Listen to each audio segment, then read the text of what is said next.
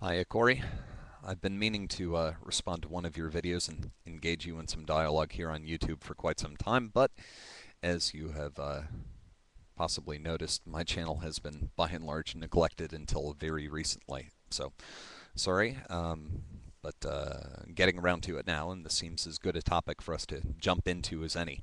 I will try to balance the snarkiness with a bit of serious comment. Not that I would direct that snarkiness at your position, but rather snarkiness at the position that you yourself are addressing.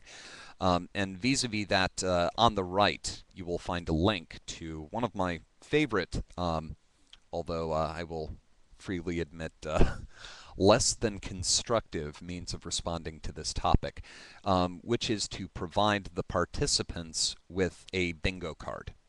That's a link for evolutionary psychology bingo. It's fun for the whole family. Play along. But in addition to, or rather in support of, some of the points that you've already raised, one of the problems, and I suppose this is my chief objection, not purely, not exclusively on academic grounds, not exclusively on grounds of intellectual honesty or the degree to which I find the model to actually reflect reality, but also getting at some of the moral implications that you were talking about. Debate as an act of, selecting or suggesting a course of action for the human species, or a mode in which we would modify our species identity. This idea of evolutionary psychology has absolutely horrifying cultural hierarchical implications. It's never stated this way directly, but the most natural derivative from this conclusion, if you line the propositions up, more or less boils down to this. The idea that we, of European descent, primarily English speaking, with a specifically imperialistic, an imperialistic cultural history, with a large degree of cultural inheritance from the Romans, and primarily rhetorically engaging in some variation of the Aristotelian tradition. We, by dumb luck, have managed to be born in the culture that is right. We are the culture whose cultural derivatives, whose mores, whose normative standards, whose general processes of behavior, whose general priorities of selection happen to naturally reflect the information encoded in the human genome.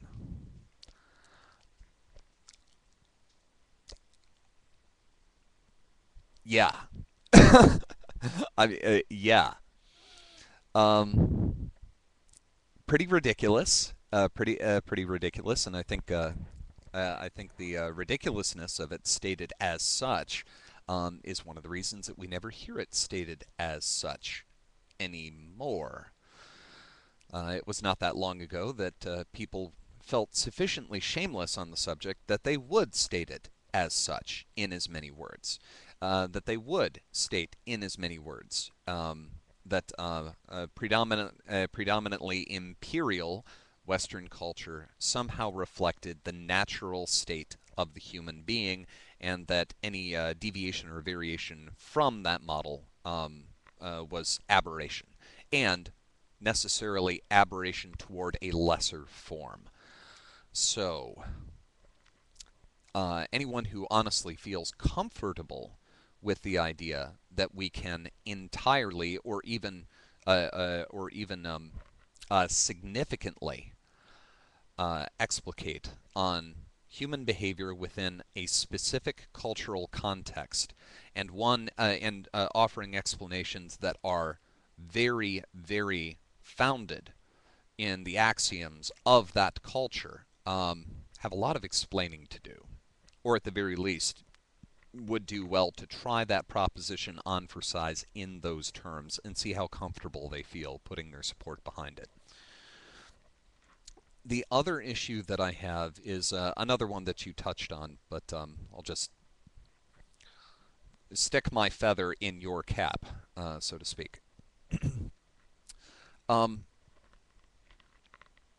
it's it really comes down to a revisitation or a recontextualization of the classic existential paradox, that we come into a story that is already in progress, that we are entering into a world where the state of the world in which we enter, as it is as we enter into it, and as it is as we become aware of it, is connected. Both seen and unseen events at any given point in time are connected by chains of consequence that extend backward far beyond our ability to perceive, and ultimately far beyond our ability to reconstruct through study, through abstraction, through extrapolation. We have no means necessary to entirely reconstruct that which has come before our perception of it,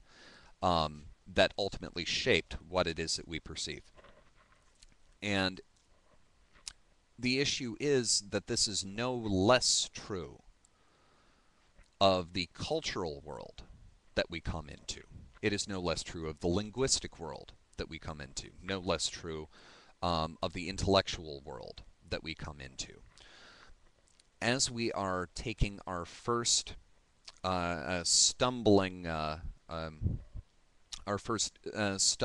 verbal steps into expressing ourselves linguistically, we are interacting with lexicons and syntaxes that have narratives of their own.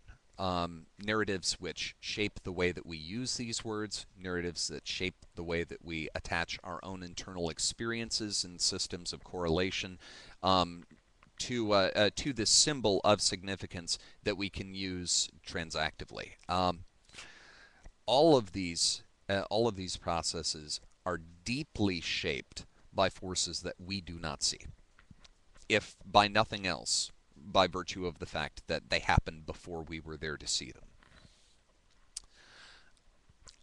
I understand some of the deterministic impulse that fuels the evolutionary psychology, or the strong evolutionary psychology standpoint. Recognition that we are not entirely our own persons. That identity is not constructed ex nihilo. And on that point, I would absolutely agree. But between the idea of the reprehensible implicit cultural primacy in going about that problem through the evolutionary psychology means, and ignoring the nebulousness and mystery of an existential engagement with language, it doesn't hold up intellectually, it doesn't hold up academically, it doesn't hold up, well, it certainly does not hold up morally. It fails to explain, it fails to exposit, it fails to propose mechanisms or methods with which we would explain or exposit. And for me, most dauntingly and most frustratingly, it fails to suggest proper courses or even desirable courses of action or criteria for selection as we go forward as individuals and as a species.